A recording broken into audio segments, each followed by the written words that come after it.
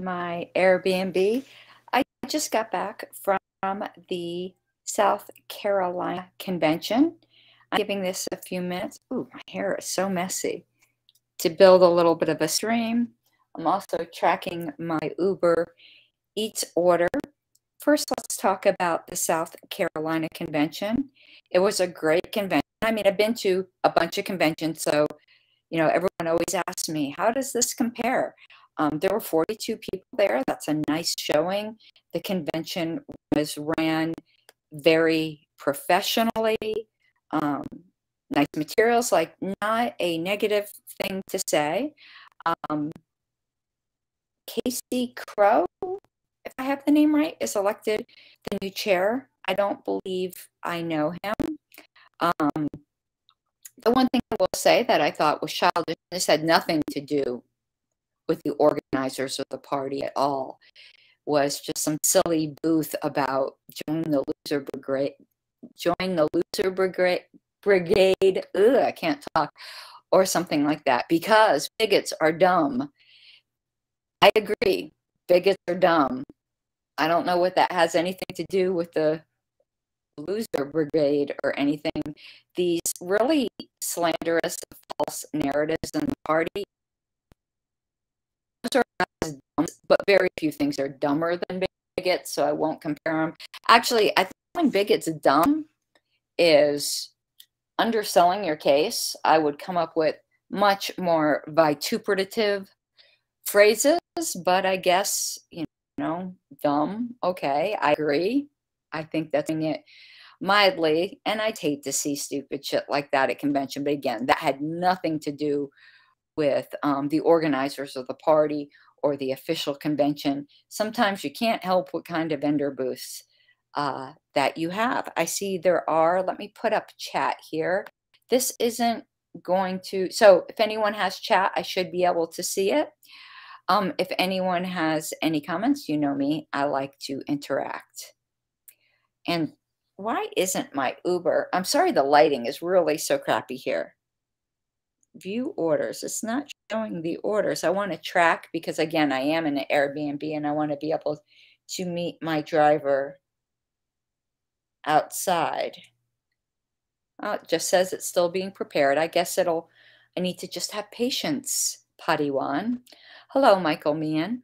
I met a lot of great, send your viewers, interesting.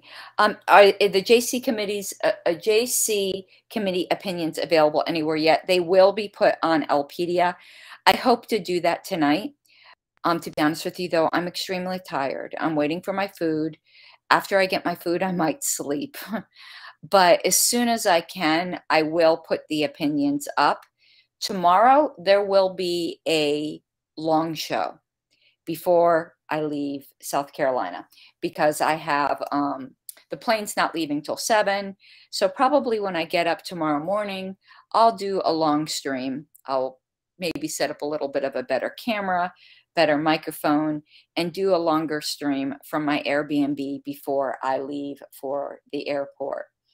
The vote was 4 in favor of affirming the suspension, 2 against, and 1 abstention. I'll talk about this in more detail. The 1 abstention was from Tom Arnold.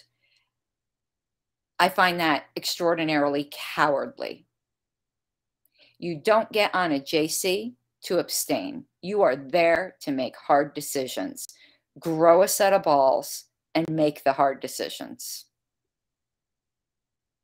That's just ridiculous, that on a decision of whether or not the delegates have a right to have the secretary they elected, you abstained. I would have rathered him vote against me. No, I have no respect for cowardliness. None. That's my opinion on that. I'm sure I won't be popular for criticizing Liberty Santa, but I criticize everybody. The 2 dissenting opinions were golden. Those 2 dissenting opinions are what libertarianism is about for me. That's libertarian philosophy to me. Both of them were brave. and to the point. And those were from Dr. Mary Ruwart, and from D. Frank Robinson. I had already multiple times had thanked D. Frank Robinson. I called Mary Ruwart today personally to thank her and also to express concerns about the implications of the affirming opinions, and she agreed with me on my concerns. My concerns are the LNC now has carte blanche to disaffiliate affiliates for any reason they see fit. And I told her affiliates are afraid, and you want to know what she said to me? They should be.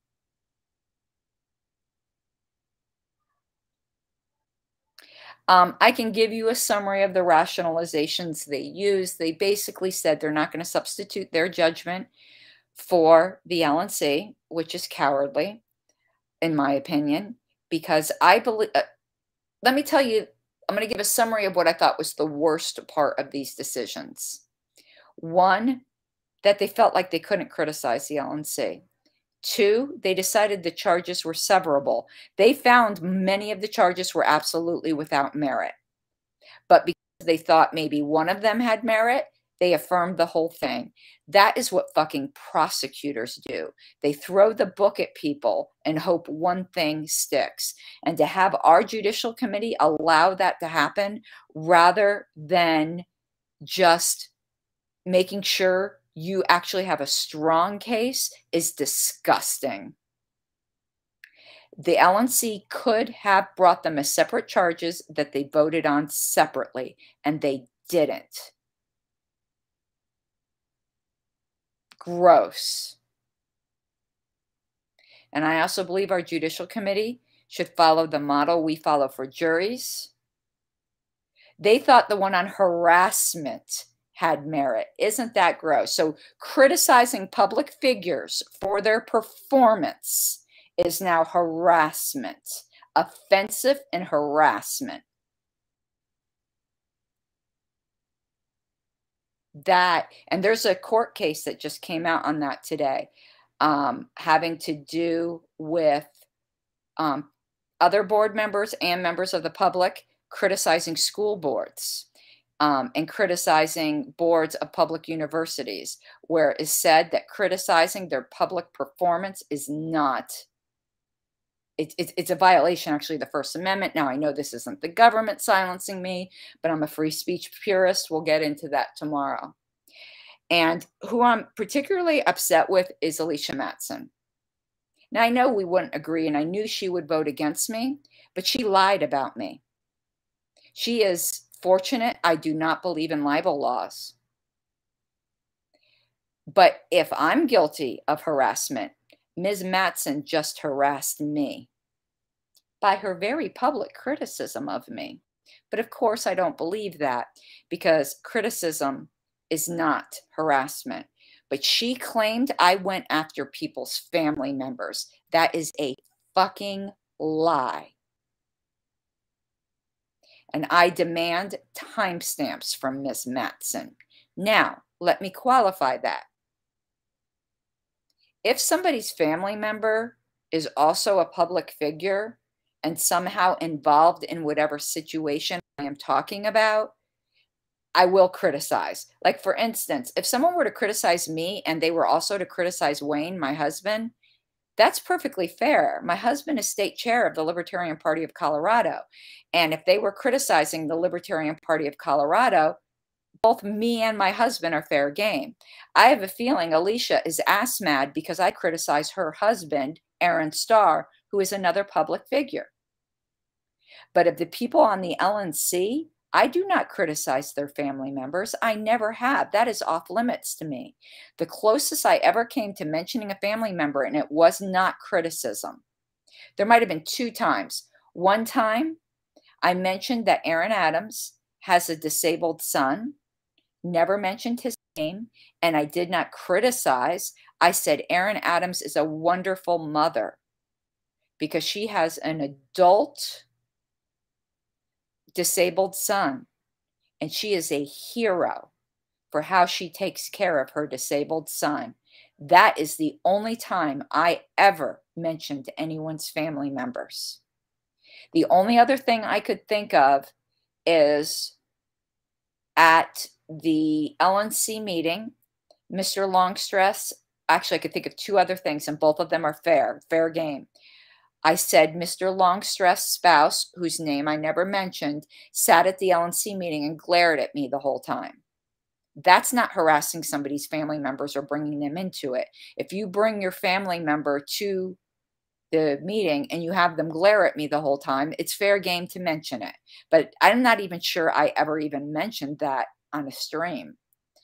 And I mentioned Ethan Bishop Henchman, who dragged himself into it by posting that picture of Joe Bishop Henchman cackling as he started the vote to suspend me, then resigned. But the way Ms. Matson wrote her opinion made it sound like I went after people's kids and shit. And that is a fucking lie. That is a libel, Ms. Matson. And I demand timestamps from you. How dare you? She said some other things which are more arguable, but she also said that I agreed that I violated the harassment policy. No, I didn't. What I said, learn how to read correctly, Ms. Matson. What I said was, out of all of the complaints, that is the only one that could potentially apply, because I'm being honest. That is the only one. None of the other ones had any merit. And then I went on to refute it, to say that if we say criticism is harassment, we have just screwed the pooch. So the main opinion wasn't quite so bad, except for the fact that they made the counts severable. That is gross. But Ms. Matson's opinion was bad. And I'm going to tell you my personal opinion here. And this is a personal opinion. I can't prove this. I think she wrote such a scathing opinion because she's getting even at me for beating her in 2018. Honestly, that's my opinion. I can't prove that, but I'm allowed to have that opinion. And that is not an unreasonable opinion. But the majority opinion wasn't good, but it wasn't quite so terrible. Ms. Matson's opinion was highly personal, inappropriate, and terrible. Now, all that being said, I respect her prodigious intelligence. I respect the amount of activism she has done for this party. What she and her husband are doing in Oxnard is fantastic. But I will never, ever, ever trust her again. I did grow to trust her because she was on the right side of the convention issue in 2020. But I will never, ever support her for anything again. I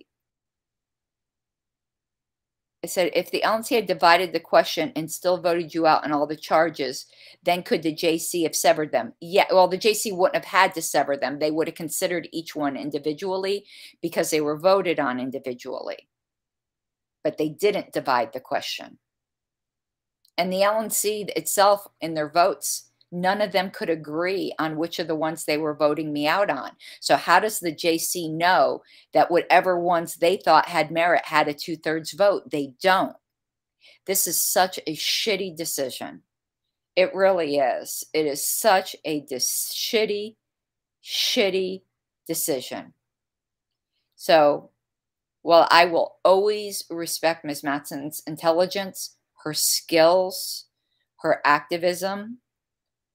She has forever lost any trust I may ever have in her, which I probably should never have had to begin with, and never will have my support for anything again, though I'm sure the feeling is mutual, though I don't know if she respects my intelligence. I have a feeling she thinks I'm stupid, but I'm sure we will never support each other for anything again.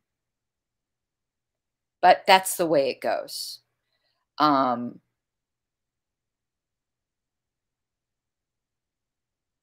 The Vermin Supreme's opinion was a fucking joke. He took it as a joke. But that's what you get, delegates, when you think it's funny to vote in somebody who is basically a comedian. I respect Vermin Supreme's political comedy. I respected his campaign. But to treat the work of how much I work into getting this position as a joke, you can go fuck yourself, Vermin Supreme. It's not a joke. And the way his opinion said, bylaws are everything. Really? Well, I hope you say that to Fully Informed Jury Association when judges tell them the law is everything and you cannot judge the justice of the law.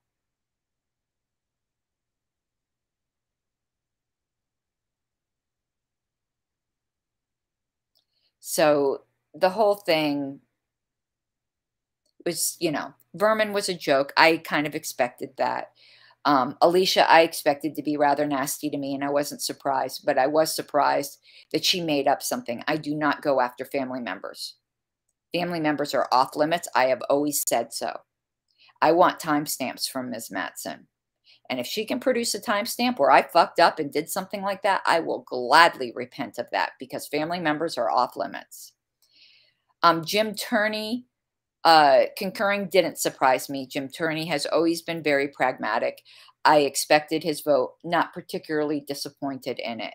Though I will say I have some very juicy issues of a magazine called The American Libertarian back when he was chair and how controversial he was. If he judged himself by the same standards he judged me, he should have resigned back when he was chair. He caused the resignation of the treasurer back then, and he sided with Carol Moore, of all people, back then. So, there's people I'm disappointed in, and then there's two people, and this is my opinion.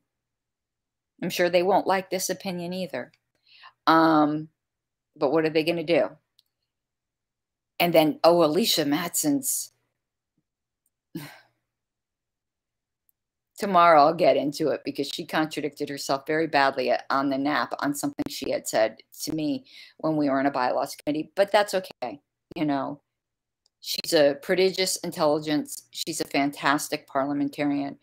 As I said before, I think they are all wrong on whether or not the bylaws, and Mary didn't comment on that part. Afforded due process. I think reasonable people can disagree on that. I don't think reasonable libertarians can disagree on that. What else? Mary Ruett's opinion was great. D. Frank Robinson's opinion was great. There might be some merit on some of those opinions. Again, I only read them once. We're going to go over them in close detail tomorrow. Again, I will concede anything in them that I thought had any merit. My first reading is that none of them, except for the ones that were in my support, did. And I thought Alicia went far overboard and got very vindictive in it. And not just vindictive to me. I think she got very vindictive to D. Frank Robinson. You can tell she revised her opinion after she read D. Frank's. And I didn't really think that was particularly appropriate either. But I can tell you that after tomorrow, after I get all of this out, after I mention all of the opinions, which, I have to mention the authors by name, the ones that were terrible, I probably will never mention those people again. They have become irrelevant to me. That's not the future of the party. The views of D. Frank Robinson and Mary Ruett, those are the future of the party I believe in. If you want to be a political satirist like Vermin Supreme, which I fully support his political satire, I think it's brilliant. You don't be on a judicial committee if you can't take it seriously. It's just not the place for him, but I don't blame him. I blame the delegates that voted him in.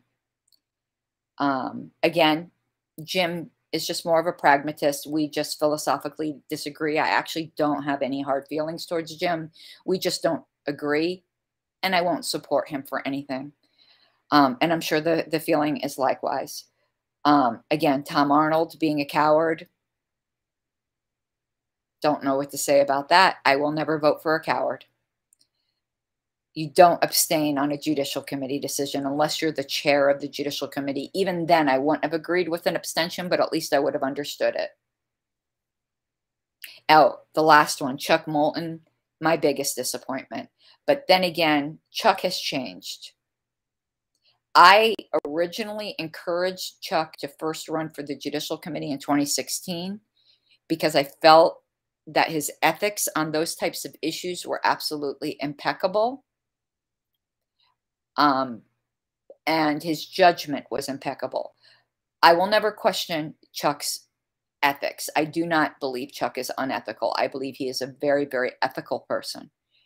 But I do no longer think his judgment is impeccable. And again, that's the saddest one to me because we were friendly.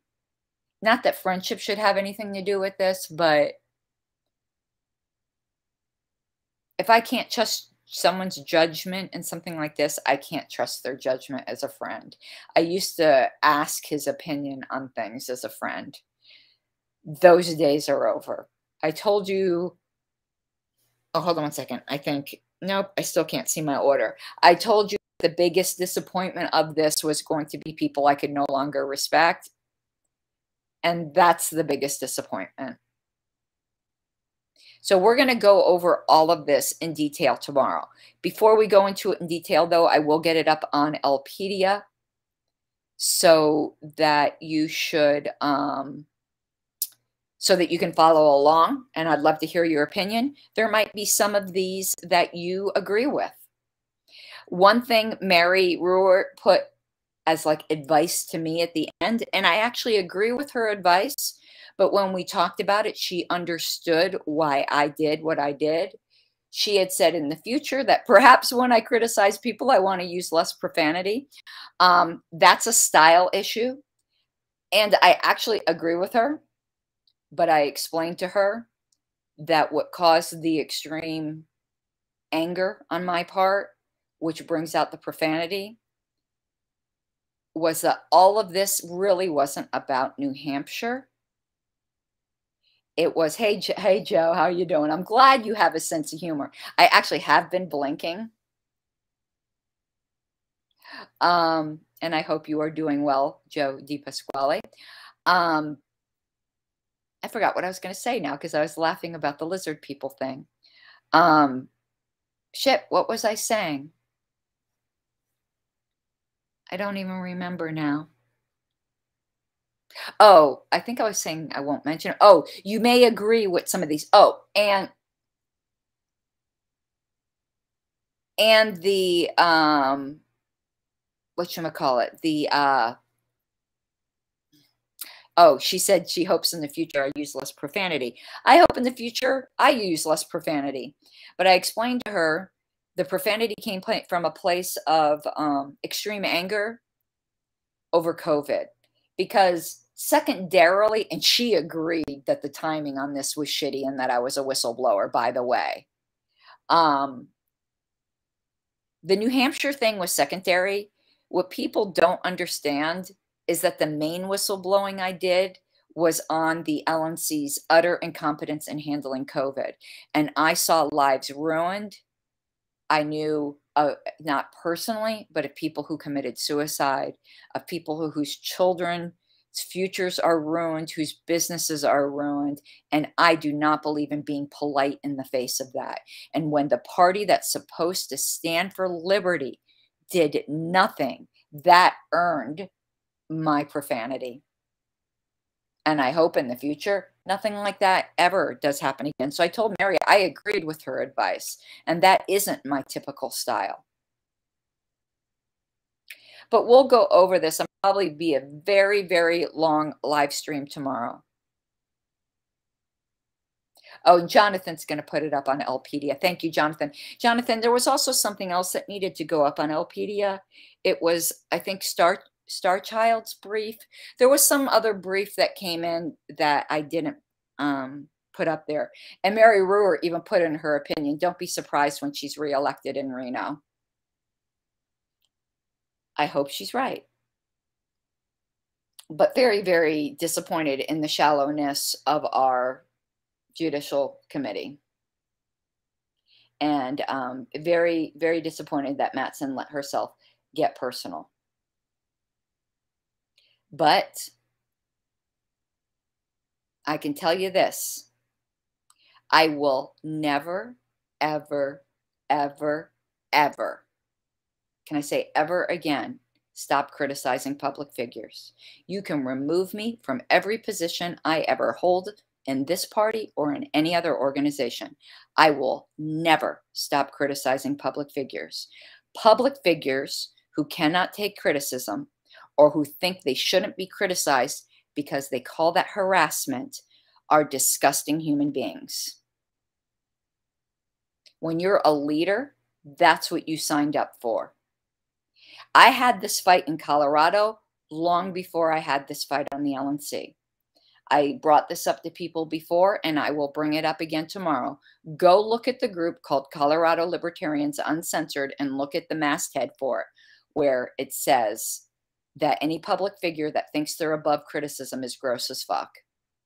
Because we had this with the board last term in Colorado, where they silenced all criticism of themselves. And that's what this LNC is doing. Now, they don't have to listen to it personally. Every LNC member can block me. But to remove people and try to forcibly silence them, you have no place in leadership in a libertarian party. And whether or not I'm reelected is somewhat irrelevant at this point, as long as you all are out, except for the good ones.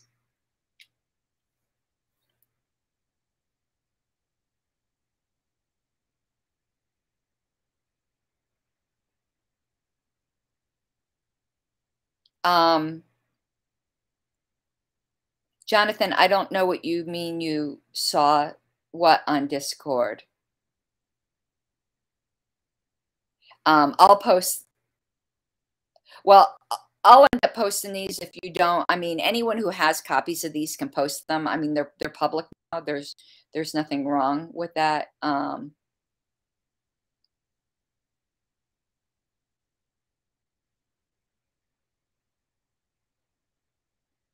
Yeah, Gregory, where you said the only reason you abstain is like if there's a conflict of interest. And I actually wouldn't say that's a good reason to abstain. That's a good reason to recuse yourself entirely from the process, not abstain.